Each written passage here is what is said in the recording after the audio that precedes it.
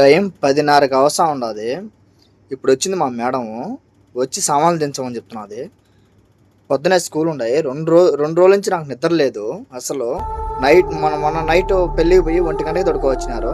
రేపు పొద్దున్నే స్కూల్ ఉండయి. 5:30కి లేయాలి. మళ్ళీ ఏ టైంలో కూడా సామాన్లు తీసినారు. ఎన్ని పైకి మోయాలి, కింద అయితే ఓకే, పైకి ఎక్కాలి. లిఫ్ట్గా లేదనమాట, మెట్ల మీద నుంచి ఎక్కిపోవాలి. చూపించా చూడండి సామాన్లు కూడా.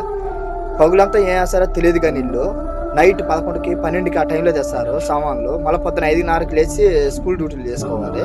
మళ్ళీ మా మేడం వచ్చి మళ్ళీ హాస్పిటల్ అంటే ఎన్ని తిరుగుతూ ఉంటుంది.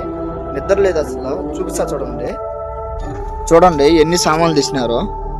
ఎన్ని పైకి మొయ్యాలి ఇప్పుడు నేను.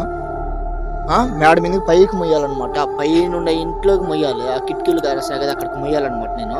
చూడండి ఎన్ని ఉన్నాయి సామాన్లని. పగులంతా ఏం చేస్తారు, వీళ్ళంతా ఖాళీగానే ఉంటారు, ఇంట్లోనే ఉంటారు అనమాట. నైట్ పూట పోయేది మా సామాన్లు తెచ్చేది మాకు మొయ్యమని చెప్తారు. పని మనుషులు